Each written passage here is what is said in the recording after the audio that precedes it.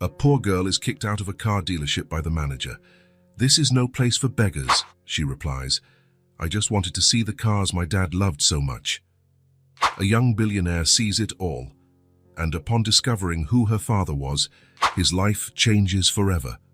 The alarm rang at 5:30 in the morning. Rachel opened her eyes in the dark, and for a second her hand slid over to the empty side of the bed. A year later, and she still expected to find Marcus there. The silence of the small, humble house felt like a damp blanket. Rachel pushed aside the patched blankets and carefully stood so she wouldn't make noise on the creaking wooden floor.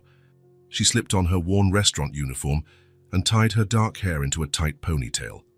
The cracked mirror showed deep circles under her eyes that no makeup could conceal, even if she could afford any. Before leaving the room, Rachel stopped by the door to the adjacent one. Ava lay curled up under thin blankets, clutching a small blue toy car to her chest.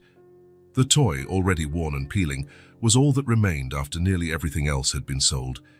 Even in sleep, the child's small fingers kept a firm grip on the car, as if afraid of losing it. Just like her father, Rachel thought, swallowing the lump in her throat. The car had been a gift from Marcus. "One day I'll show you real cars, princess. The fastest, most beautiful cars in the world," he had promised.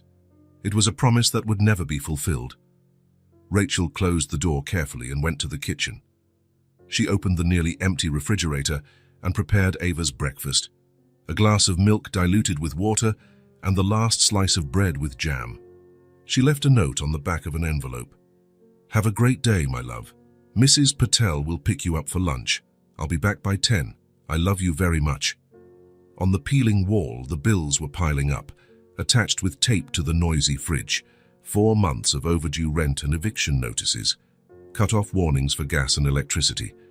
Rachel had pleaded for more time from her creditors, but they were running out of patience. When Marcus was alive, they never had luxuries, but neither did they lack the basics. Now every penny mattered.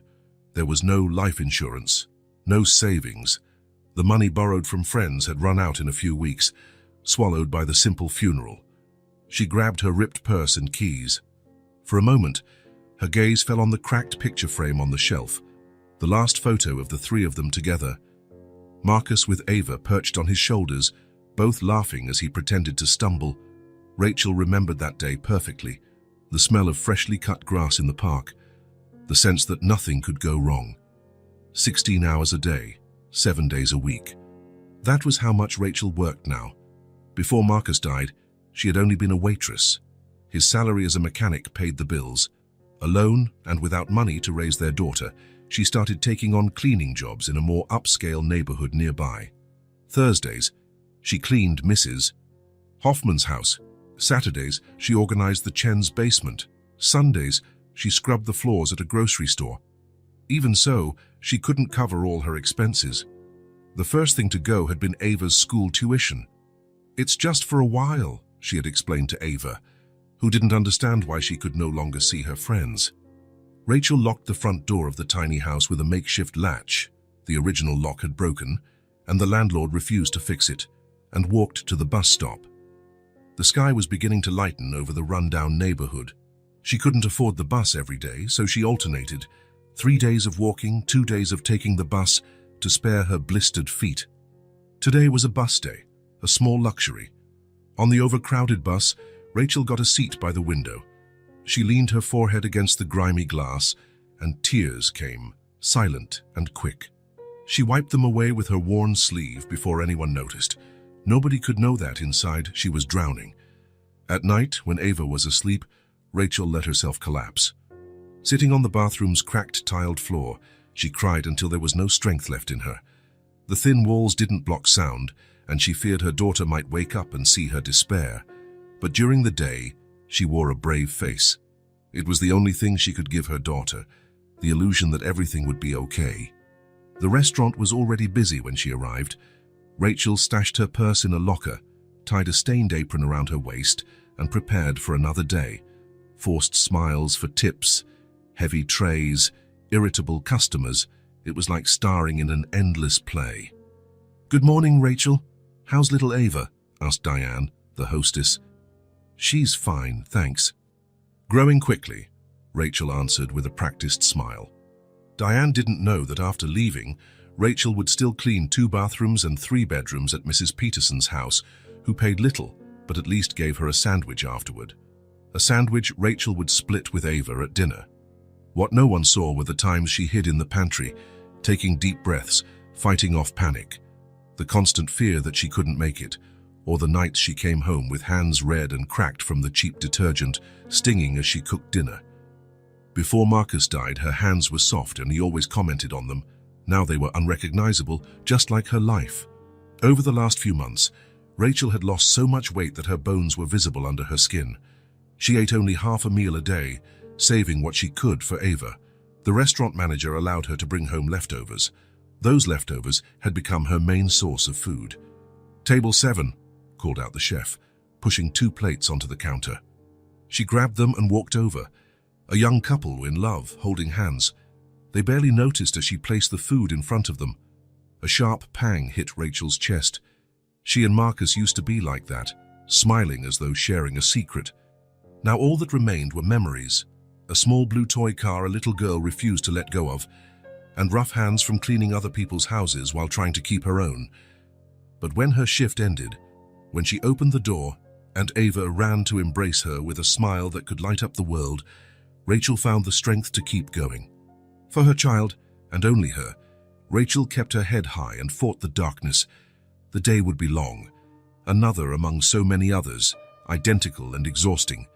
But in the midst of pain and fatigue, Rachel knew there was still a promise to fulfill. Not Marcus's promise to Ava, but her own to both of them, the promise to survive. The small house door closed at 5:30 in the morning. Rachel left for another long workday. As always, she left a note on the kitchen table and prepared food in the fridge. "Don't open the door for anyone. Stay indoors. I'll be back by 10. I love you, my love." Ava remained at home, as she did every day. No money for daycare or babysitters, no neighbors available to babysit. Just the faith that this little girl, far too young for such responsibilities, would know how to manage herself until her mother returned. For a few hours, Ava followed her usual routine. She ate the breakfast her mum left, watched cartoons on the ancient TV that only got 2 channels, and played with her blue toy car, imagining races and adventures. But that day, something different happened. While she gazed out the window, Ava watched a shiny navy blue car pass by. It was large and glistened in the same shade of blue as her little toy car. The vehicle slowed a bit on the pitted street, and for a moment, Ava could see its fancy interior before it sped away around the corner. "Just like Dad's," she whispered, holding her small car tightly. The memory came clearly. Her father sitting at the kitchen table, flipping through car magazines, pointing out different models to her. "One day, princess, I'll show you real cars and the fastest and most beautiful in the world." She'd hardly understood his words, but she loved the way his eyes lit up whenever he talked about engines and speed. An idea formed in her head. What if she followed that car to see where it went? Just a quick peek, she'd be back before anyone knew. Ava knew she wasn't supposed to go out. Her mom always insisted, never ever go out by yourself. But the blue car beckoned like a magnet. It was as though her father himself was sending her a signal. She put on the oversized coat, a donation from a local church, and tucked the toy car into her pocket. Standing at the door, she paused for a moment, reading the note from her mom on the table. Then, determined, she left and closed the door. The neighborhood was a mix of simple homes and abandoned buildings. She rarely went beyond the small corner market or the bus stop where she'd sometimes wait with her mom. But she had watched the car turn right, so she went in that direction. With every block Ava passed, the scenery changed. Bare brick walls turned into painted fences. The cracked sidewalks turned smooth. After 20 minutes of walking, she arrived at an avenue she had never seen. That's when she saw it. A row of gleaming cars behind a large glass pane. A dealership called Premium Motors occupied the entire building, its mirrored facade waving flags above the entrance. And there, right in the center of the showroom, was the same navy blue car she'd seen before, shining like it stepped out of a dream. Ava approached slowly, mesmerized. It looked just like the little car in her pocket, except 1,000 times bigger and more impressive. Her father would have loved it. She could almost hear his voice. "See, princess, that's the kind of car I told you about." The dealership doors were wide open. Men in suits walked around inside. Gentle music played over speakers. Everything was clean, bright, and a bit intimidating, but the blue car called to her. Ava took one step inside, then another.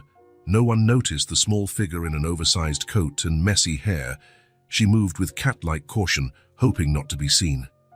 The floor was polished enough to reflect her image. When she got close, she stopped. The car was even more stunning in person. The metal reflected the ceiling lights like a magical mirror. Through the window, she could see the interior. Leather seats, a dashboard filled with buttons and lights, almost like a spaceship cockpit.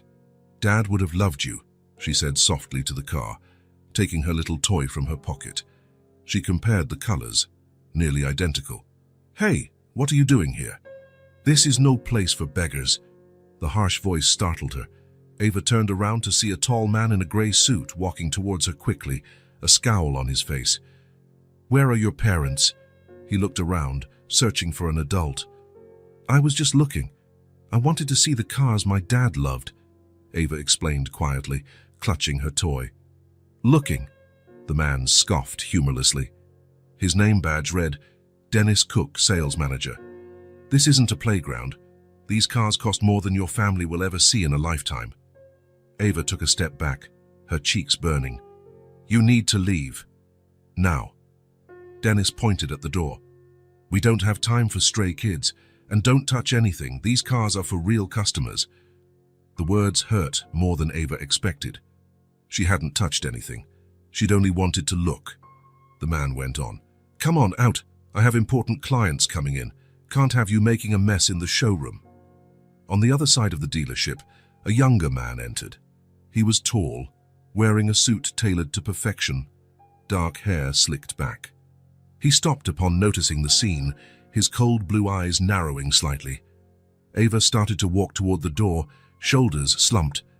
As she passed close to the dark-suited man, she whispered so softly only he could hear, "I just wanted to see the cars my dad loved." Her gaze remained down, fixed on the glossy floor, so she didn't see how her words affected him. Something flickered in his expression, a wave of emotion breaking through the cold exterior. Dennis Cook scarcely noticed the other man's presence. He marched Ava toward the exit, grumbling under his breath. "Kids from this neighborhood. I don't know why we don't have security at the door. Last thing we need is little vandals." Ava exited into the sunlight, which blinded her momentarily. She sat on the step of a shuttered store a few yards away, unsure of what to do or how to get back home. Now that her adventure had ended so badly, she realized she didn't actually know the way back. She'd never walked this far before. Inside, Eli Walker remained by the cars, watching the child leave. Something about the situation unsettled him deeply, though he couldn't articulate what. He had come to maybe purchase a new vehicle, possibly the navy blue one. As a billionaire and the CEO of one of the biggest tech companies in the country, Eli could afford any car he wanted. Dennis approached him with a servile grin. "Mr. Walker, it's an honor to have you at our dealership. I'm sorry for the inconvenience. Kids from those poorer neighborhoods sometimes wander in. I was just ushering her out so I could properly attend to you." Eli didn't reply. He still looked at the door Ava had gone through. "Mr. Walker, would you like to see our Phantom model? We have multiple colors, but the navy blue is particularly striking." "Who was that child?" Eli asked, his voice restrained but intense enough to make Dennis swallow nervously. "Some stray, sir. From across the train tracks, I suppose. They send kids to beg or cause trouble." Eli finally turned to Dennis, observing him closely, as though measuring his character. "She didn't appear to be begging or causing trouble." Dennis gave a nervous chuckle. "You never know with those sorts of people. We like to be cautious." "What did she say to you? Right at the end?" Dennis shrugged. "Said something. I didn't hear." Eli didn't press the matter. He started heading for the exit. "I'll come back later." "But, Mr. Walker, the Phantom, it can wait." His tone left no room for argument. "Julian, let's go." Nearby stood an older man in a conservative suit, holding a tablet. Julian nodded and fell in step behind him. Outside, Ava stared at the toy in her hands, wondering if she could find her way back. Her mother would be furious if she discovered Ava had gone out alone. "Hello," a deep, calm voice. Ava lifted her head to see the suited man from the showroom. Behind him, the older man waited a short distance away. Ava grew tense, ready to flee. She stood quickly. "I'm sorry. I'm already leaving." "No," Eli said, this time more softly. "It's all right. You can stay." A small, uncomfortable pause ensued. Eli Walker wasn't used to talking to kids. In fact, he barely spoke to anyone outside business circles. Some called him the Ice Prince, brilliant, relentless, but emotionally distant. A man who could close billion-dollar deals without flinching. But something about this girl had slipped under his defenses. Her remark about her father's love for cars had struck him in a place he'd forgotten he had. "I heard what you said inside," he began awkwardly. "About your dad." Ava clutched the toy car. "He loved cars." "Is that his?" Eli gestured toward the little car. Ava nodded. "Last gift he gave me, before the accident." The word accident hung heavy in the air. Eli felt a tightness in his chest, an uncomfortable sensation he didn't recognize. "My name is Eli," he managed to say, holding out his hand as if in a meeting. Realizing how odd that was, he pulled it back. "I'm Ava," the little girl said, her large dark eyes taking him in with curiosity and wariness. "Ava," he repeated, as if testing the name. "So, that blue car inside, it really was beautiful, wasn't it?" Ava's expression brightened. "Just like mine." She showed him her little car, except mine is only a toy. Eli considered the small item. It was an older model, its paint chipped, but obviously cared for. "Your dad, he liked cars like that." She nodded vigorously. "He fixed them. He was a mechanic. Yes, he always said one day he would show me the fastest, as prettiest cars in the world." Her voice faltered. "But now he can't." Julian, watching from a distance, had never seen his boss in such a personal conversation. In over 10 years with Eli Walker, he'd witnessed the man finalize million-dollar deals without blinking, fire top executives without regret, and build his empire on cold logic. To see him clumsily talking to a small child about toy cars was something altogether unexpected. "Ava," Eli said, coming to a sudden decision, "would you like to see the blue car up close?" From the inside, Ava's face lit up with pure joy, and Eli felt a peculiar squeeze in his chest. "For real? I believe we can arrange it." He glanced over at Julian. "Could you talk to the manager? I'd like a few words with Miss Ava." Julian nodded promptly. "Yes, sir." As Julian went back in, Eli sat down on the curb near Ava. It was surreal. The billionaire Han in an expensive suit, sitting on a dirty sidewalk next to a child in oversized clothes. "So your dad was a mechanic," Eli remarked, seeking to fill the silence. Ava nodded. "He'd fix everyone's car in the neighborhood. People would call him whenever they had any problems. He must have been really good." Her eyes shone. "He said he could listen to how the car felt, like a doctor but for engines." Eli smiled. That smile was so rare, Julian would have been stunned had he seen it. "When I grow up," continued Ava, "I want to fix cars too, just like Dad." Something about that childlike resolve touched Eli. It made him think vaguely of his own dreams from childhood, long since abandoned in his relentless pursuit of corporate success. Julian returned, leading an uneasy-looking Dennis Cook. "Mr. Walker," Dennis said nervously, "it would be my pleasure to let your young friend see the vehicle."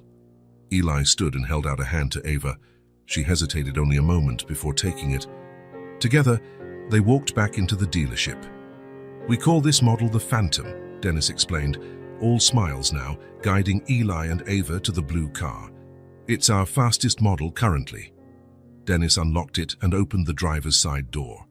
The cream leather interior gleamed under the bright lights. "Would you like to climb in?"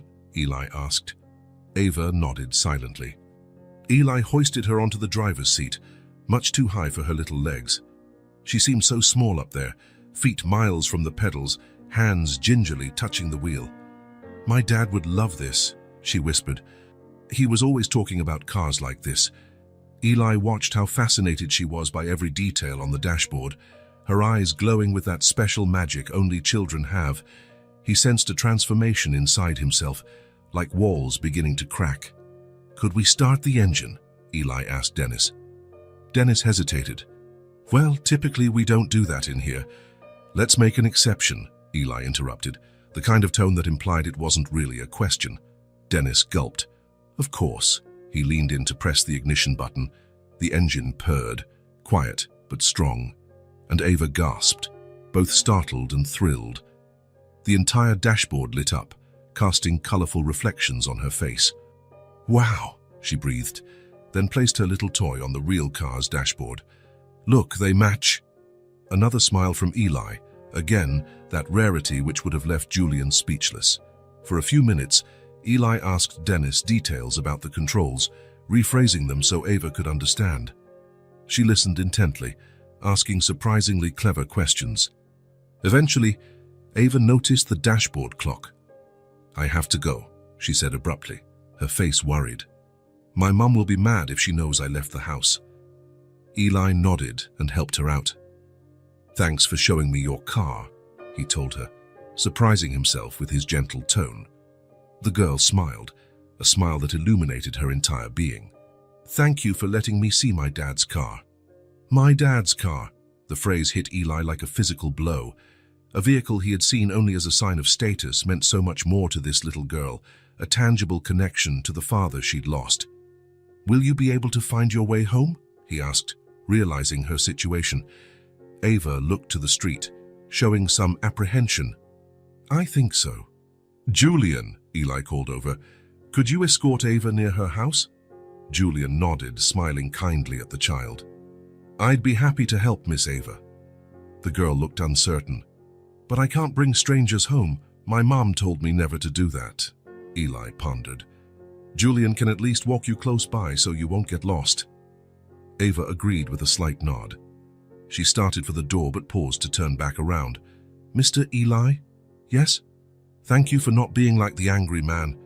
Then she left, the tiny figure holding her toy car, accompanied by Julian, who rarely left his boss's side unless it was for serious business. Eli stood there next to the gleaming blue Phantom, feeling oddly hollow. For the first time in ages, perhaps ever in his adult life, he had felt something beyond the cold calculations that defined him. He was uncertain how to handle it. Dennis Cook, having half overheard this exchange, drew near with caution. "Mr. Walker, so, how about the Phantom? Would you like to finalize the purchase now?" Eli studied the manager, seeing him in an entirely new way. "The way you treat a child speaks volumes about who you are, Mr. Cook." Dennis swallowed. "Sir? I'm not interested in the car anymore." Eli walked away, heading for the door. "But Mr. Walker..." Eli paused. "I'll be phoning the dealership owner. Jim Reynolds is an old friend. We might talk about certain customer service practices." His words were calm but final. Dennis Cook paled. Exiting the dealership, Eli noticed his hands were trembling a bit. Something had shifted. That strict fortress he kept around himself had cracked, and through the gap, something new was seeping in. He wanted to know more about Ava, about her father, about her life. For the first time in a very long while, Eli Walker was interested in someone else's story more than in himself. And that scared him more than any financial crisis he'd faced. He couldn't sleep that night. The bright lights of New York poured through his penthouse's glass walls, illuminating the expensive furnishings of the top-floor apartment in one of the city's costliest buildings. Everything inside was pristine, functional, luxurious, the perfect reflection of a man like him, cold, precise, impressive, but entirely devoid of genuine warmth. Alone in the dark, Eli twirled a little blue toy car in his hands. Before parting ways, Ava had insisted he take it. "But it's yours," he protested. "You can give it back later," she replied, with the unassailable logic only a child can have. "That way, you'll have to visit me again." Julian, discreet as ever, had simply watched. Eli knew his assistant was just as surprised by this turn of events, a scenario where Eli Walker would feel compelled to visit someone else, especially a child from a poor background, unannounced. That was out of character for him.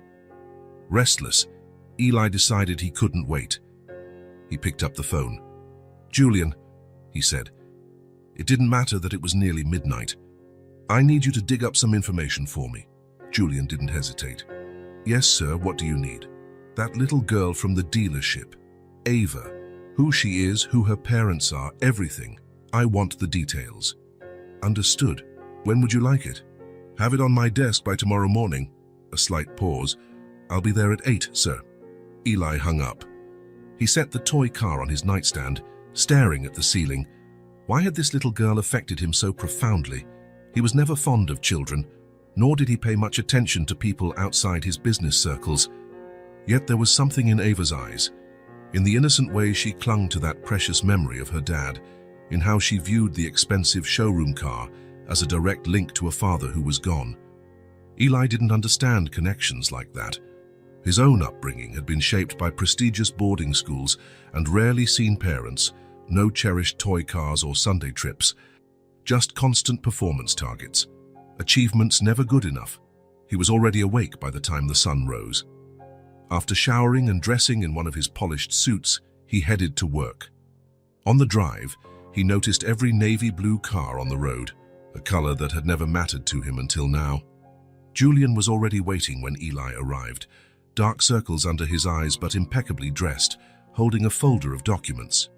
"Good morning, sir," he said, following Eli into the office. As soon as the door closed, Eli asked, "What did you find out?" Julian consulted the folder. "The girl's name is Ava Lane. She's 5 daughters, only child of Marcus and Rachel Lane." Eli motioned impatiently for him to continue. "Marcus Lane was a mechanic, employed at Grayson & Sons. He passed away in a car accident a little over a year ago, driving home from work. The other vehicle crossed into his lane." The name held no meaning for Eli, but he still felt uneasy, as though there was some missing puzzle piece. The mother, Rachel Lane, was a part-time waitress until Marcus died. Then she took on full-time hours plus other cleaning jobs to provide for Ava. Eli's expression darkened. "So the girl is alone while her mother works?" "That's correct. There's no record of her attending any daycare, no babysitter. The address is in West Ridge, one of the poorest parts of the city." "Do you have the exact address?" Julian handed him a slip of paper. Eli placed it in his suit pocket. "Anything else about the father, Marcus Lane?" Julian double-checked his notes. "By all accounts, he was well liked in the neighborhood. No criminal record, taxes paid, active in a local church." He hesitated. "He was known to fix cars for free if people couldn't afford it." Eli absorbed all of this. There was nothing extraordinary about the story. An ordinary working-class family struggling after losing a breadwinner. Similar things happened daily. Why was this particular situation affecting him? "Marcus Lane," he murmured, testing the name. No recollection. Yet he felt deeply unsettled. "Sir," Julian asked, "if I may, why the interest in this specific family?" The question surprised Eli. Rarely did Julian prod at his motivations. "I'm not certain," he answered candidly. "It's just something about the girl, the way she spoke of her father." Julian waited, but Eli let the sentence trail off. Instead, he strode to the window, gazing at a city that loomed indifferently. Inside, something churned, intangible and persistent. "Cancel my appointments," Eli ordered finally. "All of them, sir." "Yes. And have the car ready in 30 minutes. "Right away. Should I ask where we're going?" Eli reached for the small blue toy in his jacket pocket, looking at it absently. "We're returning this." Julian simply nodded and stepped out. Eli found himself alone, spinning the toy in his hands, a simple, chipped little car that felt oddly out of place in this tower of wealth. In the last several years, every decision Eli made was driven by detached logic. Acting on impulse or emotion was unheard of for him. People called him the Ice Prince. Still, here he was, about to skip an entire day of critical meetings, chasing the child who had lent him her father's car. Something nagged at him. A sense that he was missing something, or that an answer to an unasked question was close. The name Marcus Lane still triggered no memory. Yet, tucking the toy into his blazer pocket, Eli sighed, He despised mysteries, especially within himself. Maybe seeing where Ava lived would settle his mind, or maybe it would just intensify his suspicion that there was more to this story than he realized. Regardless, Eli Walker didn't shy away from challenges, especially not ones that kept him awake at night. And now, for the first time in years, he found himself genuinely curious about someone else. When Julian announced that the car was ready, he found his boss standing by the window with an expression he'd never seen, one that combined resolve and the slightest hint of vulnerability. "To West Ridge, sir?" asked Julian. Eli nodded. To West Ridge. As they descended in the elevator, Eli wondered what he expected to find at this small house in a rundown area. Answers. Or only more questions. Either way, something told him that this visit would spark a change in his life. And for the first time in years, Eli Walker had no idea what to expect. The car cruised slowly through West Ridge. As they left the city center, the landscape changed drastically. Skyscrapers and flashy storefronts gave way to small shops with barred windows, shabby buildings, and modest houses needing repairs. Julian drove in silence, occasionally consulting the GPS to confirm the directions. Eli looked out the window, noticing details he usually ignored. Children on a makeshift playground, an older man fixing a bicycle on the sidewalk, a woman hanging laundry on a line strung between poles. "We're almost there," Julian noted, turning onto a narrow street flanked by small and close-set homes. Eli nodded, feeling a strange apprehension. How would he explain why he'd come? "Your daughter gave me her toy, and now I'm weirdly obsessed with returning it," seemed unconvincing. "Park here," he said, pointing at the address a short distance away. "Don't get too close. I'd rather not draw attention." Julian parked at a discreet distance. The Lane home was tiny, with a narrow porch and a little front yard that clearly needed care. The pale blue paint was peeling, some roof shingles were missing, and the fence was crooked. "Would you like me to accompany you?" Julian asked. "No. Wait here."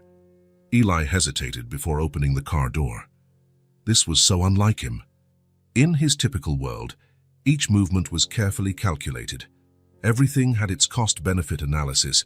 Impulses didn't factor in, yet here he was, stepping into an unknown neighborhood for no logical reason beyond a conversation with a 5-year-old. Before he could change his mind, Eli got out. His immaculate suit looked ridiculous in these dusty surroundings.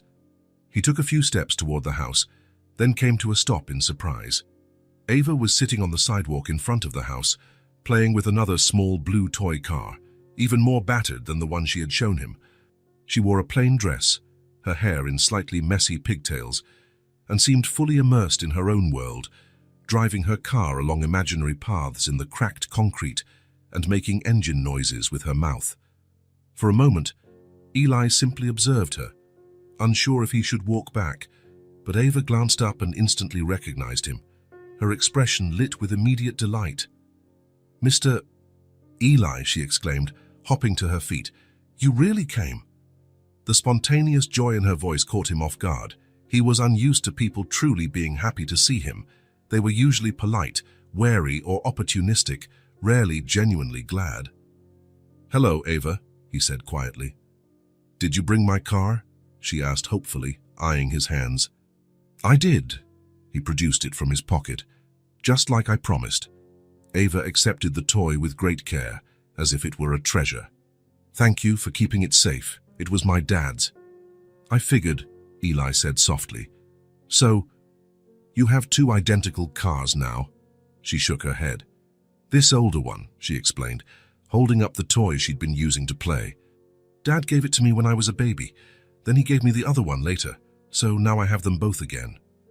A silent pause. Eli took in the shabby yard, the peeling paint on the house, the absence of any adult. "Is your mom home?" Ava shrugged. "She's at work. She'll be back late." Eli frowned. "You spend the entire day here alone." Another shrug. "Sometimes Mrs. Miller checks on me. She lives over there," Ava pointed vaguely. "But she had to take her cat to the vet today." The ease with which Ava explained her circumstances disturbed Eli. A child this young shouldn't be used to long stretches of being alone. "Would you like to sit?" she offered, indicating the concrete step she had occupied. "I was playing race cars." Eli glanced at his immaculate suit, then at the dusty step, then at Ava's earnest face. Without speaking, he sat beside her, carefully adjusting his trouser legs. "The blue car always wins," Ava explained solemnly, handing him the newer toy. "Because it's the fastest." "I see," Eli replied, holding the toy somewhat awkwardly. "Like this," Ava demonstrated, running her old toy along the sidewalk. "Your turn." Eli couldn't remember the last time he'd played with anything for fun, possibly never, but he imitated her motions, sliding the little car around. "Faster!" urged Ava, giggling. An involuntary smile spread across Eli's face.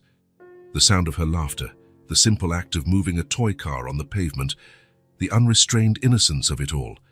It was chipping away at something inside him. For a few minutes, they raced their cars, with Ava narrating the entire event, full of imaginary obstacles and daring overtakes. Eli followed her directions, fascinated by the little girl's vivid imagination.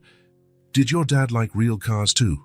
Eli asked when their race ended, with Ava's older toy car winning, of course. Ava's face shone.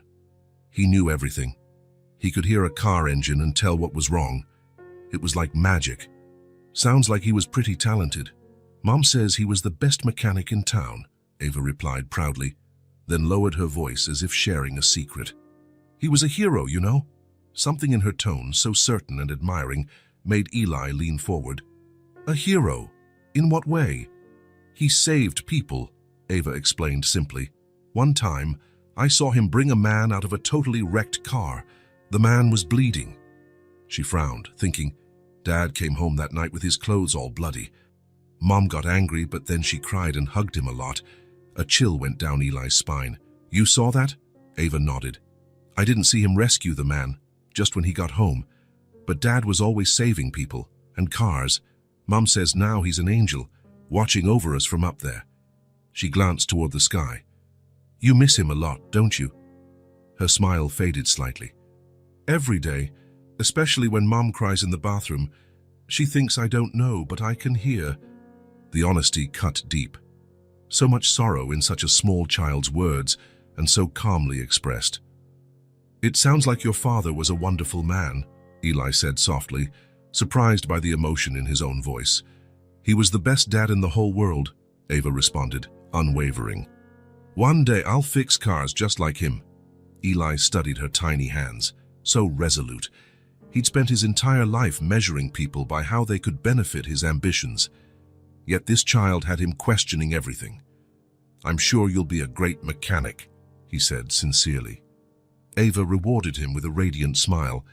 For a moment, Eli felt as though he'd turned a page in a book he didn't know he was writing, a page about rediscovering his own humanity. "Is your mom going to be gone much longer?" he asked, noticing the sky beginning to darken. She shrugged. "Today she cleans Mrs. Hoffman's house after working at the restaurant. She comes home when it's already dark." The thought of leaving a small child alone in a dangerous neighborhood until nightfall bothered Eli. He looked toward Julian, who waited in the car, and made a snap decision. "I think I'll wait until your mother gets back," he offered, surprising even himself. "If you don't mind." Ava's face lit up. "We can play more." "Of course." They spent the next hour alternating between toy car races, looking through Ava's few dolls and second-hand books. Eli listened with total focus as she rattled off her stories. Her father had died a year ago, and she'd had to stop attending school because money ran short. But she was hungry to learn and bubble over with curiosity. Finally, at dusk, they heard weary footsteps on the path outside. Ava jumped up. "Mom's here." A slim woman in a worn waitress uniform appeared, juggling a purse and a plastic bag. She looked exhausted, but her expression snapped to alertness at the sight of a stranger standing by her home, instantly stepping protectively in front of Ava.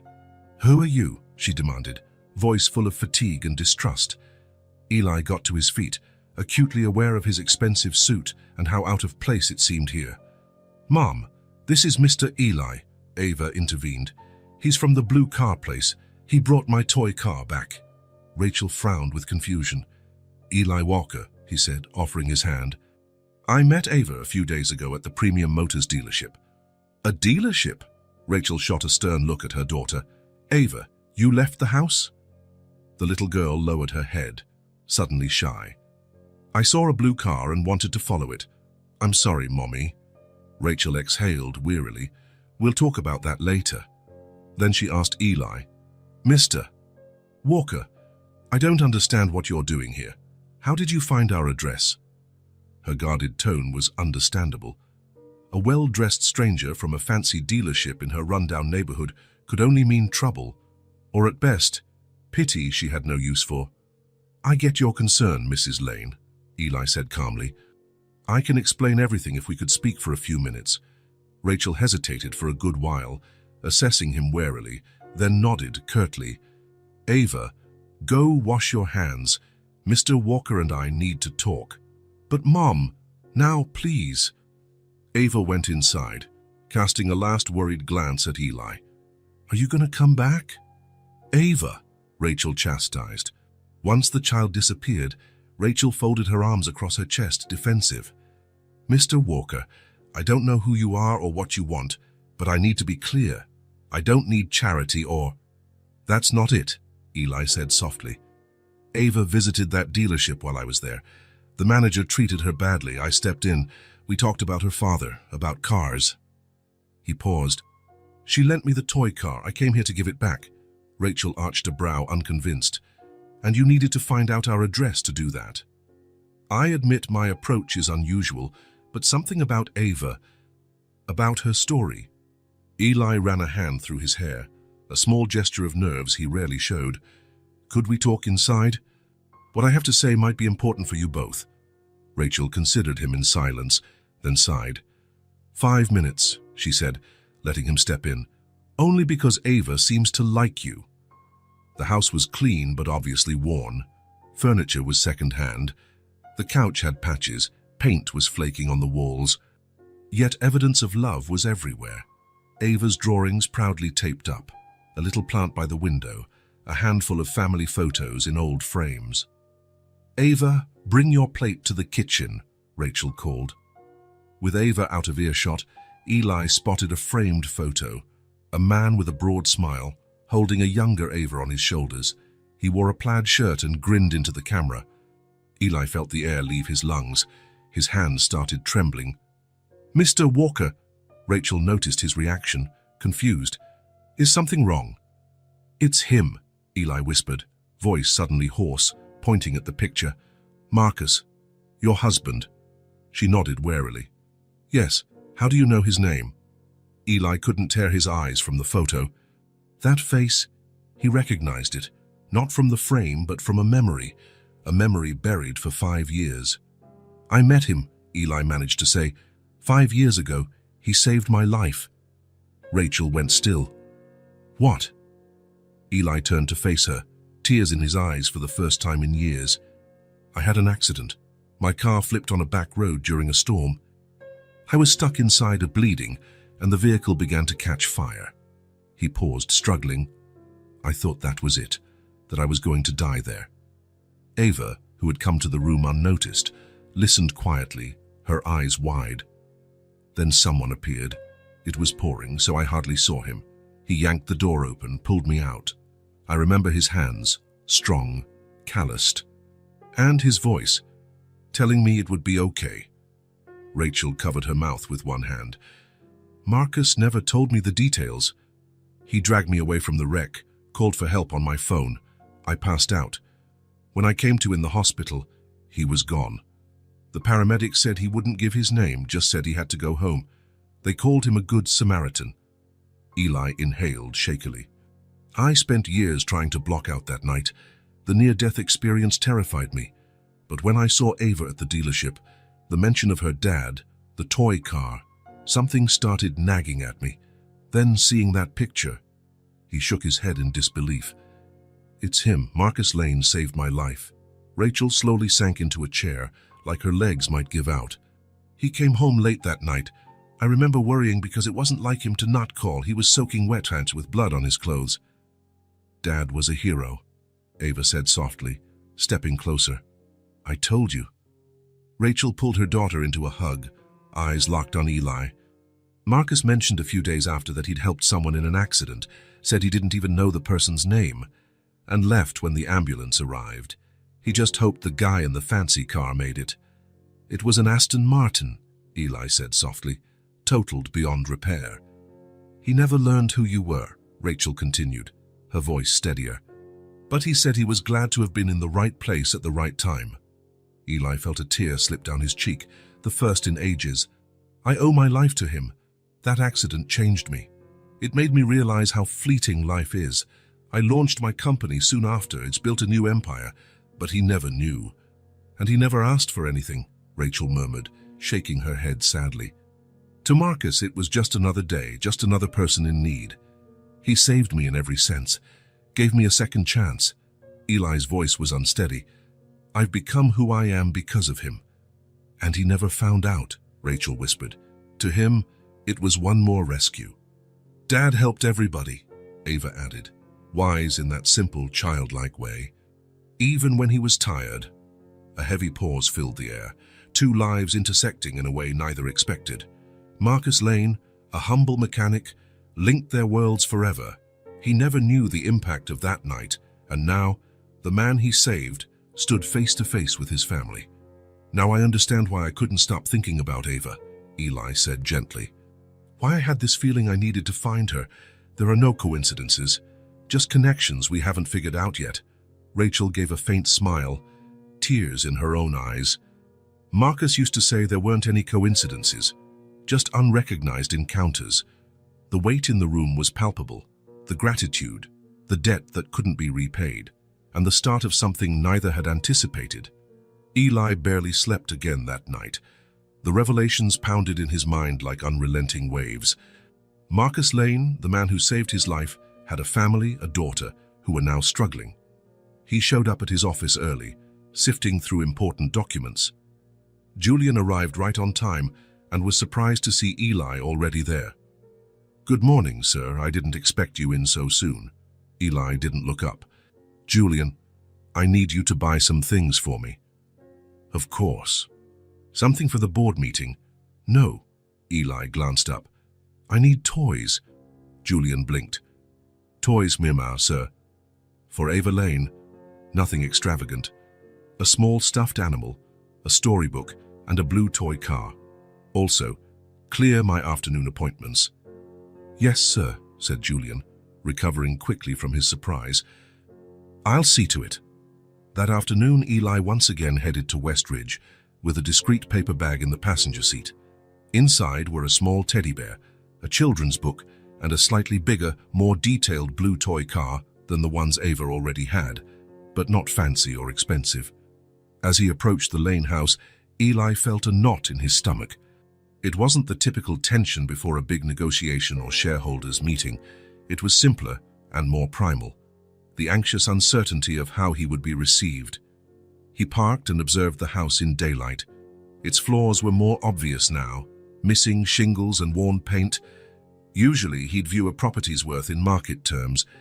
Now he realized a home's value couldn't always be measured in money. Ava was on the sidewalk again, this time drawing on the pavement with chalk. She wore the same threadbare dress, her hair tied into a single lopsided braid. When Eli stepped out, she instantly noticed, her face lit up, and she ran to him. You came back, she announced, stopping a few feet away, beaming. I did, he said, struggling with sudden nerves, and I brought you something. He offered her the bag, which she accepted gently. She peeked inside, eyes growing round with excitement. She lifted the toy car first, holding it with reverence. It's so pretty, she whispered, rotating it to admire every detail. And it's blue like my others. I thought it would match your collection. Smiling, Ava placed it next to her other two toy cars resting on the curb. Now I have 3. Next, she pulled out the tiny teddy bear and hugged it, then flipped through the pages of the storybook, studying the colorful pictures. When she was done, she looked up seriously, almost like an adult.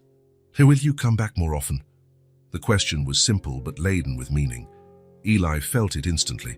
It wasn't just curiosity, it was the question of a child who'd endured loss and understood people could disappear. So he stooped down, kneeling on the ground, ignoring the dust that would ruin his pant legs and surely horrify his tailor.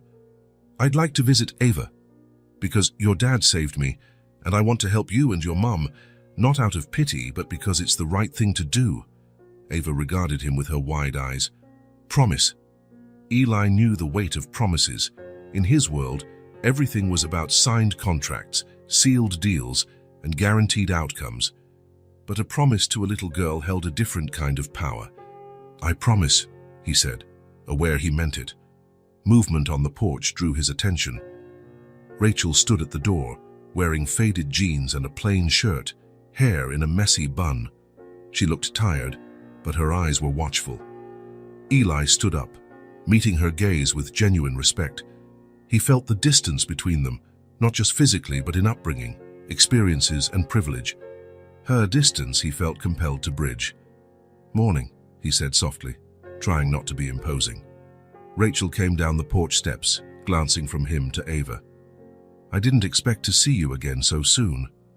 I want you to know this is all out of gratitude, Eli said, getting straight to the point. Marcus rescued me, and for years I had no idea who he was. Now that I do, I can't just do nothing. I don't want to invade your life, but I want to offer you whatever help you'll accept. He spoke with a sincerity he rarely allowed himself in business.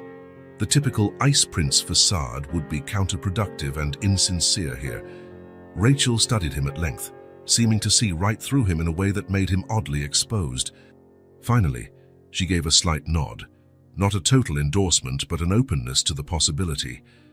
Ava needs to bring her new things inside, she said, gently dismissing the girl. The child looked between them anxiously. You're not leaving, are you? Not yet, Eli promised. I'm going to chat with your mom. Relieved, Ava stepped inside. But before she did, she briefly squeezed Eli's hand, with an ease that startled him. Such a simple gesture, yet it resonated powerfully. Once alone, Rachel folded her arms defensively. Mr. Walker, Eli, please. Eli, she repeated, I respect your gratitude, but I want to be clear, we don't need charity.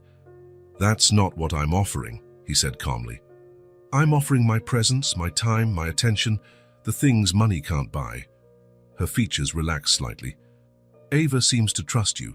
She hasn't warmed to strangers easily since Marcus. Rachel's voice caught. I'm not here to replace him, Eli assured her. No one could. A loaded silence followed, not uncomfortable but brimming with the unspoken. In the background, they could hear Ava chattering happily with her new book in the living room. She stays alone while you work, Eli observed, not accusing but stating a fact.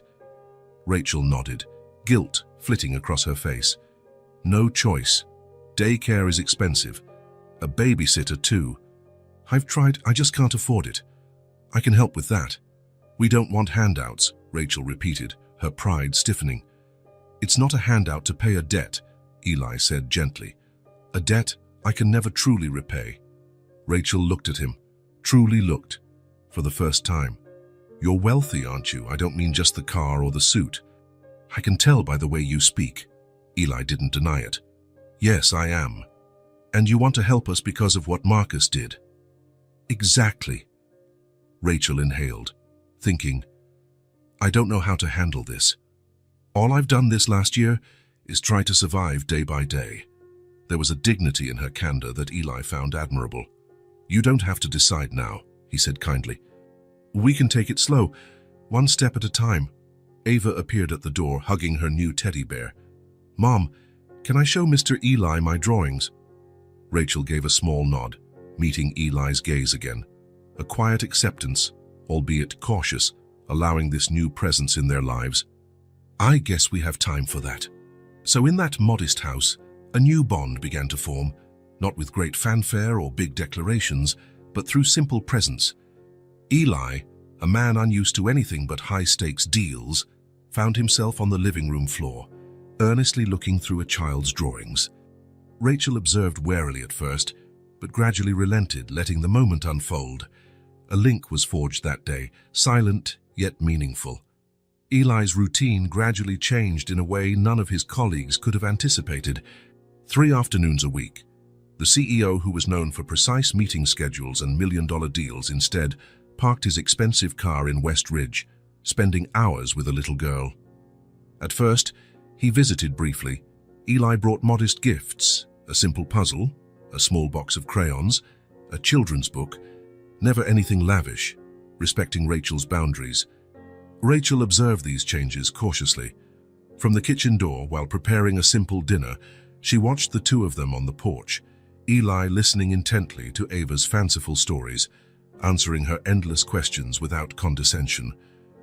"Do you have kids, Mr. Eli?" Ava asked one day, flipping through a dinosaur book. "No," he answered, surprised. "Oh, why not?" Eli paused. "I guess I was always too busy with other things." "Adult stuff." "Yes, adult stuff," he replied with a small smile. As days turned into weeks, these visits became normal. The child who had grown so reserved after her father's death once again became curious, giggly, open. Her laughter, which Rachel feared might never come back, now resounded through the house. One afternoon, Eli suggested, "There's a small park nearby. We can go if your mum says it's okay." Rachel hesitated but agreed. The park was unassuming, a few swings, a slide, an open grassy space. Ava ran ahead, while Eli followed, discreetly smiling. They spent hours there. Eli pushed her on the swing, higher than Rachel normally allowed, but with careful hands. Then they chatted about car engines and how they worked, picking up crunchy autumn leaves scattered about. "This looks like a car," Ava said, holding a leaf shaped vaguely like a car silhouette. "You're right," Eli grinned. "Could be a convertible." At one point, he pretended to be a monster chasing her between the trees. They collapsed in laughter on a bench, Ava's cheeks pink from the crisp air. She leaned against Eli's arm as if it were the most natural thing in the world. He felt a strange twinge in his chest. Not pain, but a powerful emotion he could scarcely name. "What do you think your dad would say if he saw us now?"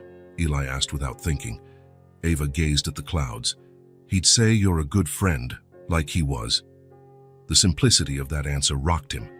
He, who had been called a shark, ruthless, a corporate predator, was being seen by this child as a good friend. Those words echoed in his mind as they returned Ava home to Rachel, who was waiting at the door. Later that night, after Ava was asleep, Eli found himself sitting in the small kitchen with Rachel, 2 chipped mugs of cheap tea between them. "I never really told anyone about the accident," he began, "what it felt like." Rachel simply listened, giving him space. "I was driving too fast. It was rainy. I lost control, flipped 3 times. When the car stopped, I was pinned, bleeding, and smelled gasoline." He paused, the memory still raw. "I thought, this is how it ends. But what really scared me was realizing I had nothing meaningful to leave behind. A pile of money, some properties, an up-and-coming business, but nothing truly important." Rachel absorbed this silently. Then Marcus appeared.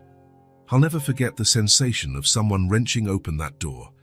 Those strong hands pulling me out, that voice telling me I'd be fine. He didn't know who I was. He didn't care. I was just a person who needed help. Eli took a trembling breath. Afterward, I swore to live each day fully, each day. I worked harder, earned more, but I think I still missed the core lesson. Rachel gave him a gentle smile, a real one this time. Marcus had that effect. It wasn't about what he said. It was what he did. For the first time, Rachel began sharing her own stories, how she had met Marcus at the auto shop after her broken-down car was towed in, how he'd fixed it cheaply, and later asked her for coffee.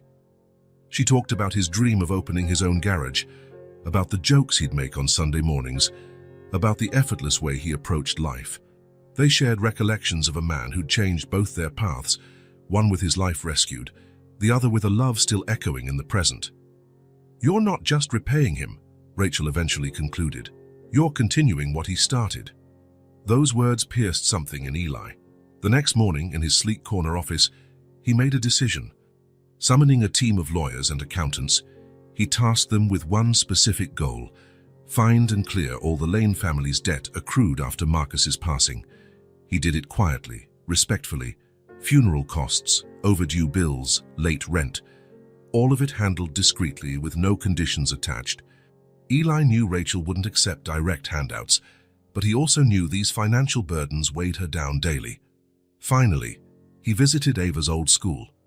Explaining the situation in broad strokes, he set up a complete scholarship for Ava to return immediately and remain through high school if she wished. These gestures, Eli thought, were small compared to what he'd received. Another chance at life, but they were a start. Rachel noticed changes before she understood them. First came letters from the school saying Ava's tuition was covered, from the bank confirming funeral debt was paid, from the landlord stating her rent was current. Initially, she reacted with shock, then anger. The next time Eli visited, she confronted him. "You had no right to do all this without telling me." Eli didn't deny or apologize. "Would you have agreed if I told you first?" Rachel said nothing, and they both knew the answer. "It isn't charity, Rachel. It's the least I owe." Her initial fury gradually melted into reluctant acceptance and, eventually, quiet relief. After more than a year, she finally slept without the crushing anxiety over debts. She could now think beyond tomorrow. Ava returned to school the following week. On the first day, Rachel walked her to the gates, watching her run to greet old friends, sporting a brand new backpack that Eli had left for her in passing. Returning home, Rachel wept tears of gratitude, not the bitter, hopeless kind, but the release of pent-up tension. Eli kept his promise, continuing to visit, but never intruding. Sometimes he only popped by to drop off a book or to chat briefly about Ava's latest lessons. Other times he stayed longer, but always respectful of their space. There were no grand public gestures, no showy rescues. Instead, it was a steady drip of small help. The broken fridge replaced without fuss, the leaky roof quietly fixed by a contractor friend, the doctor who happened to be in the area to look at Ava's cough. Bit by bit, he helped, mindful of Rachel's dignity. She realized he understood something vital. They didn't just need financial help, but respect. About a month later, on a Sunday afternoon, Eli arrived with a suggestion. "I'd like to take you both somewhere, if that's all right." "Where?" Rachel asked, cautious as ever. "Lakeside Park. Ava mentioned Marcus used to bring her there." She hesitated. The park held precious memories with Marcus. Would it be too painful to go back with another man? But she saw sincere interest in Eli's eyes, not pity. So she agreed. The park hadn't changed. A small lake with ducks, wooden benches, winding paths beneath old trees. Ava ran ahead, recognizing all the spots she'd played in with her father. "Over there," Ava cried, pointing to a big tree. "That's where we had picnics." Rachel recalled those times. Marcus always brought peanut butter and jelly sandwiches for her. "What about you?" Eli asked. "He made an incredible grilled cheese and tomato sandwich," she said, realizing she could say it now without pain overshadowing the memories. They settled under the same tree, as Ava insisted. Eli had packed a simple basket with fruit, sandwiches, and water, nothing showy, just enough. As they ate, Rachel found herself telling stories of how Marcus used to hum off-key tunes while he worked. "He had a terrible singing voice," she laughed. "But he was so happy doing it, you couldn't help but smile. He did silly voices when he read me stories," Ava chipped in, chewing an apple, "a different voice for every character." Eli listened, as he always did, with genuine interest. It struck Rachel how he never seemed bored or inattentive when they shared these simple family tales, so far from his slick business world. "What would he say when he fixed things?" Eli asked. Ava giggled. "He'd talk to them. 'Come on, buddy, work with me,' he'd say. He'd also tap them gently, like encouragement," Rachel recalled, smiling. "Seemed like nonsense, but it worked. He had a knack for machines." The late afternoon sun glowed on the lake. Ava approached the water's edge, giggling at the ducks. Eli took an envelope from his jacket and offered it to Rachel. "What's this?" she asked, wary. "Receipts, paid in full, and all your documents, neatly organized, and something else, a college fund for Ava." Rachel felt the weight of the envelope, physically and symbolically. "Eli, I'm not sure I can—" "I want you to be at peace," he said softly. "That's what he gave me that night. Life. This is the only way I know how to repay." The sincerity in his eyes broke down her resistance. No pity, no condescension, just genuine care. Ava bounded back at that moment, cuddling her new stuffed animal. Rachel discreetly slid the envelope aside. "Are you guys sad?" Ava asked, always tuned into emotions. "No, sweetheart," Rachel reassured, kissing her head. "Sometimes grown-ups cry when they're happy." Eli pulled out one more item from his bag, a nice hardcover sketch pad with thick pages. "For you, Ava, so you can draw anything you like.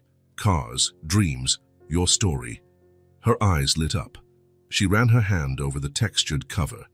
"It's the prettiest notebook in the whole world," she declared. "Maybe you can show me how you draw cars," Eli suggested. "I need some help with that." Ava nodded solemnly, already opening it to the first page. She lay on the grass and began drawing, explaining to Eli how to make the wheels round and the windows just right. Rachel watched them, feeling something in her chest loosen. It wasn't that the pain disappeared. Marcus's absence still hurt, but for the first time, she felt it was possible to keep living and remember Marcus without drowning in sorrow. As the sun set behind the trees, Ava kept drawing, occasionally showing Eli her progress. It was the first time she'd ever drawn side by side with another adult besides her mom. Rachel realized a new chapter was beginning for all three of them, not with grand gestures or official statements, but through simple acts: a casual picnic, stories shared, an envelope of important papers, a gentle daily care that came from understanding the worth of what was lost and the worth of what could still be found. Seasons shifted. Summer gave way to fall, and fall hinted that winter was nearing. Wordlessly, Eli's presence became a fixture, 3 times a week, as always. His discreet car pulled up near the small house. Neighbors soon got used to seeing the well-dressed man visiting the widow and her daughter. "Mr. Eli," Ava would greet him, wearing her uniform proudly since she'd returned to school. "I have math homework today. Can you help me?" Rachel watched from the kitchen while cooking dinner, and it no longer felt awkward. Eli, once an intruder, was now welcomed. She found his consistent presence oddly comforting. Sitting at the worn kitchen table, he would guide Ava through her lessons. He showed remarkable patience, re-explaining problems without losing his composure. "That's not how the teacher taught us," Ava would protest. "There's more than one way to solve it," Eli would reply calmly. "Let's try your teacher's way first, and then I can show you another." Small, simple interactions that had a large impact. Ava, who had grown withdrawn, was again the inquisitive, vibrant child she used to be.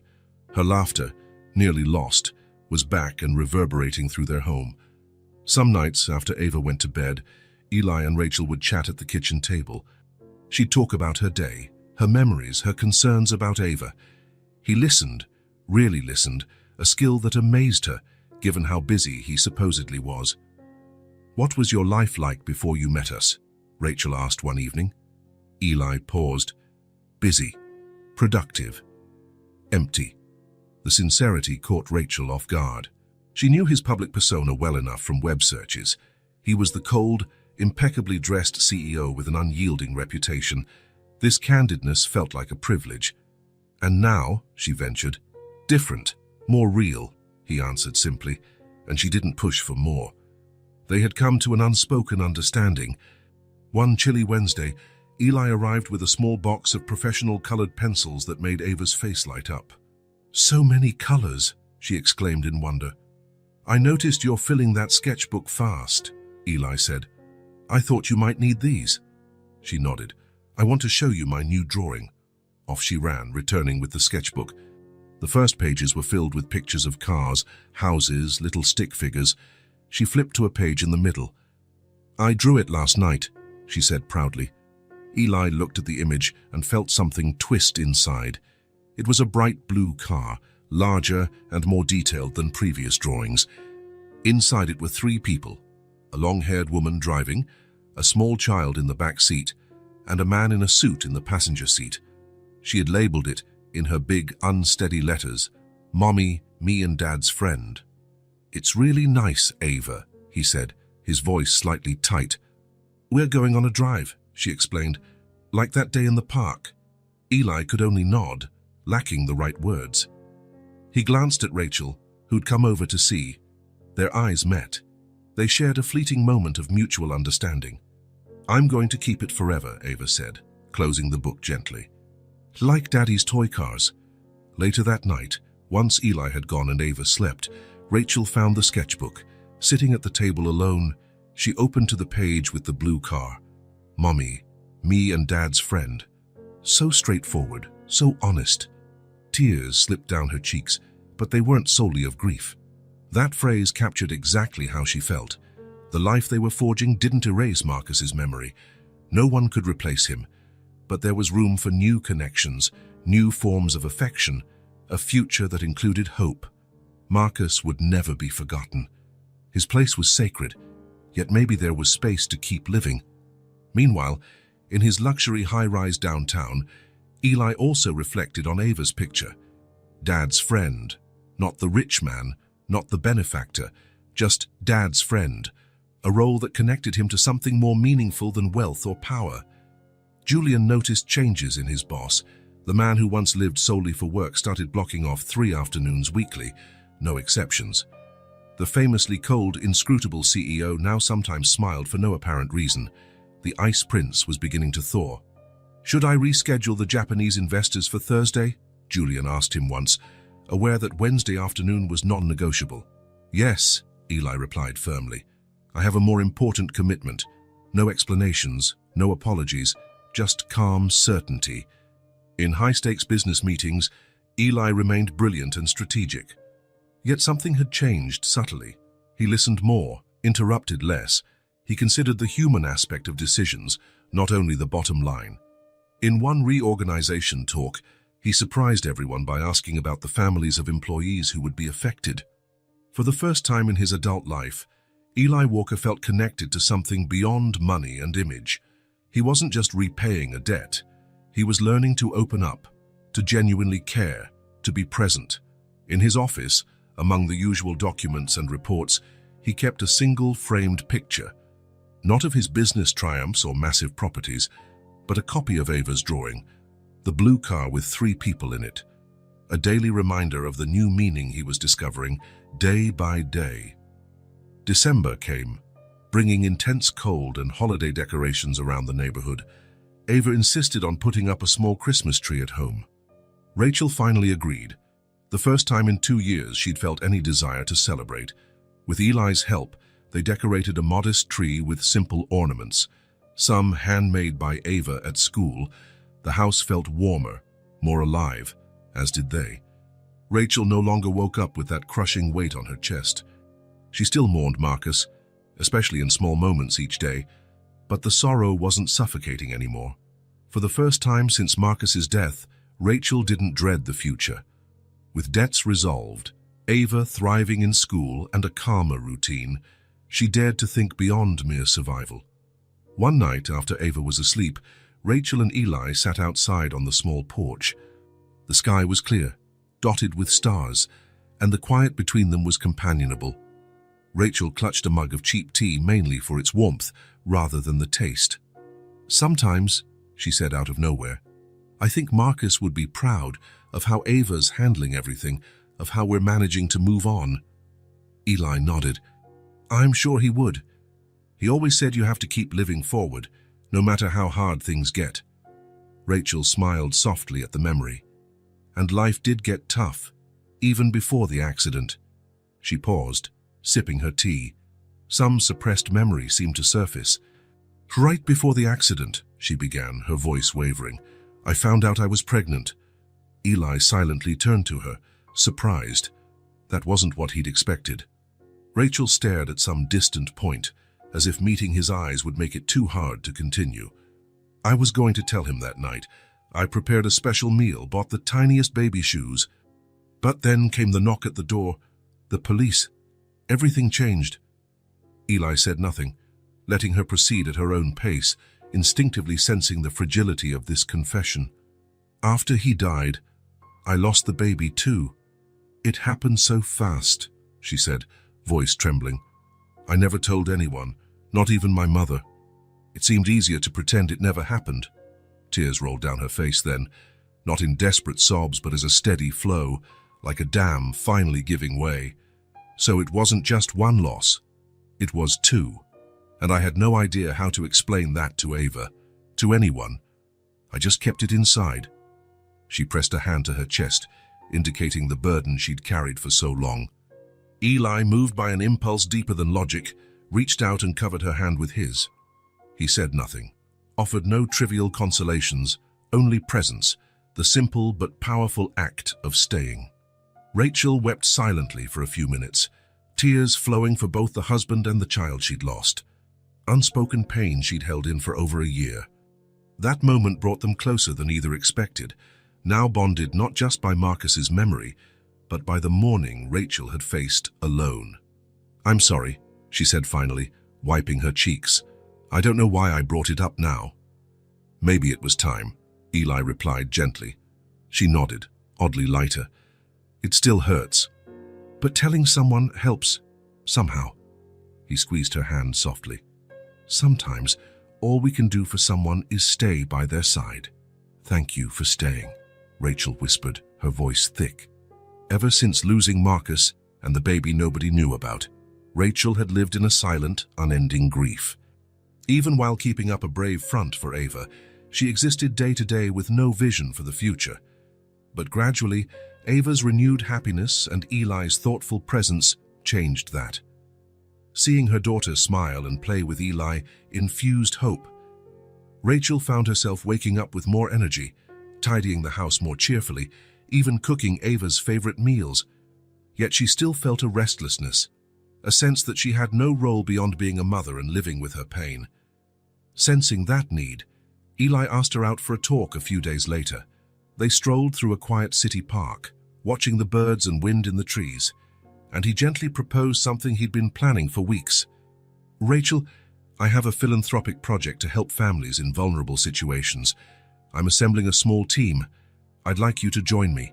The hours are flexible and pay is good, so you can still be with Ava." She stopped walking, genuinely taken aback. She studied his face and suspecting pity or charity, but saw only genuine respect. "Do you really think I could do it?" she asked, her uncertainty plain. Eli offered a reassuring smile. "You're exactly the kind of person it needs, someone who understands, who cares." The idea hovered between them. Rachel considered her last few months, feeling invisible except for Ava's sake, locked in her sadness. The thought of being useful, recognized for who she was, both thrilled and terrified her. "Can I think about it?" "Take all the time you need." A week passed before she accepted, still uneasy, but determined to step forward. The first few days were daunting. New routines, new people, finding her voice in a role that wasn't the comfort of her home. But Rachel soon discovered that by helping other families in dire straits, she was also helping herself heal. Listening to their losses, offering comfort, brainstorming real solutions for seemingly impossible challenges. Each small success restored a bit of the confidence she'd lost. "How was today?" Eli would ask when picking her up at day's end. "Hard. Good. Real," she'd say, her eyes shining with a vigor he hadn't seen before. Ava watched her mother's transformation in awe. "Mum helps people like Dad used to help cars," she once said, in that simple childhood wisdom. Gradually, Rachel found identity and purpose beyond just survival. The scars remained, Marcus was gone, and the child she'd never met also haunted her. But those didn't define her entire existence anymore. One particularly hectic afternoon, Rachel was organizing donations for families displaced by a flood. She felt weary, her back aching from lifting boxes, but something else too, a deep contentment, a sense of purpose she thought lost. Pausing to catch her breath, she became aware of how steady and deep each inhale felt. No more suffocating heaviness. That crushing knot in her chest had eased. It wasn't gone forever. Some days, the ache still flared, but now she knew she could carry it without being crushed, especially after sharing it on that chilly night with Eli. Rachel closed her eyes, savoring this small, vital act, breathing freely. Then she went back to her tasks, step by step on the path she was building toward a renewed life. Saturday dawned crisp and bright, one of those rare winter days when the sun shines strongly despite the cold. Rachel woke to the sound of Ava humming in the bathroom, a habit that had returned recently. Normal sounds, daily life returning. "Are you sure you don't want to come with us?" Eli had asked the previous day, explaining he wanted to take Ava on a surprise outing. "Yes," Rachel had answered with a calm smile. "You two deserve some time together. Besides, I have some paperwork for the foundation to finish." The foundation. That's what she now called Eli's charity project. It wasn't just his anymore. It had become hers as well, fueling her sense of purpose. At 10, the doorbell rang. Ava rushed to open it, already wearing the new coat Eli had given her last month. "Mr. Eli," she exclaimed, hugging him briefly. Such small gestures of affection used to be foreign to him. "Where are we going today?" He smiled conspiratorially at Rachel. "It's a surprise, you'll see." Rachel watched them walk off, feeling confident that Ava was in good hands. She returned to her desk in the kitchen, sipping coffee and appreciating the quiet. Outside, Eli led Ava down the street. "We need to walk a bit," he explained, holding her small hand. "The surprise is just around the corner." Ava skipped along, excitedly chattering about her school project on making cars less polluting. Jackson said electric cars are stupid, but the teacher said no, and that one day all cars might be quiet and not make smoke, she prattled. "Your teacher's right," Eli said. "My company is—" he began, then laughed at himself. "Sorry, those are complicated grown-up details." Ava just giggled, used to how Eli sometimes caught himself explaining high-level stuff. Turning a corner, he stopped. "Close your eyes." "Why?" she asked, but complied anyway. "Trust me, I'll guide you." He led her a few steps on, positioning her carefully. "Okay, open them." Ava obeyed and froze. There on the curb sat a car. Not just any car, but a Phantom in navy blue. Exactly like the one they'd seen at the dealership months earlier. It gleamed under the winter sun, all smooth lines and shining paint. "It's just like my dad's," she breathed, eyes wide with awe. Eli smiled. "In fact, it's the exact same one. I bought it from the dealership." "You bought it?" Ava turned to him, both confused and delighted. "Yes," he said, pulling a key from his pocket, "and I thought maybe you'd like to go for a ride with me." Ava looked from the car to Eli, shock and excitement battling on her face. "Want to take a spin?" he invited, opening the passenger door. "Just you and me in honor of your dad." She hesitated only an instant before bounding forward. "Yes." Eli helped her climb in, double-checking the seatbelt. Then he slid behind the wheel, feeling a surge of emotion as he started the engine. It wasn't just another luxury car. To him, it was a symbol, a tribute to the man who'd saved his life, and a gateway to a little girl who had helped save him, in a whole different way. The Phantom purred quietly as they pulled away. Ava sat spellbound, gently touching the dashboard with her fingertips. "Where are we going?" she asked finally. "Wherever you want," Eli said. "It's your ride." Ava thought. "Can we go by Dad's old garage?" Eli was caught off guard. "Of course. Do you know the address?" "Yes, it's far, but I can tell you the way." So Ava guided him through the streets, proudly giving turn-by-turn instructions. She chattered non-stop about her school, her friends, and all the new things she was learning. "You know," she said suddenly, "I want to be a mechanic like Dad when I grow up, but also build cars that don't make smoke. Maybe I can be an astronaut too if I have free time." Eli laughed, loving the randomness of it. "Sounds like a great plan. Mom says I can be anything if I study hard." She's absolutely right. Ava grew silent for a moment, gazing out the window. When she spoke again, her tone was softer. "I miss Dad every day, especially in the mornings, because he always came in my room to say good morning with a funny voice." Eli felt a lump in his throat. "I bet he was the best dad ever." "The best," she affirmed, then surprised him by adding, "But I'm glad you're here, Mr. Eli." You listen to us, like he did. And you take care of us. Her simple words pierced his heart. He paused, unsure of how to respond, unaccustomed to such genuine gratitude. It's an honor to be with you, he finally managed. You and your mom have taught me a lot. What did we teach you? Asked Ava, curious. Eli pondered. To see what truly matters. Ava nodded gravely, as though it made perfect sense. Maybe it did. Kids often see truth more clearly than adults do. They arrived at Grayson & Sons, a modest shop closed for the weekend. The yard out front held a few cars awaiting service. Eli parked, leaving the engine running.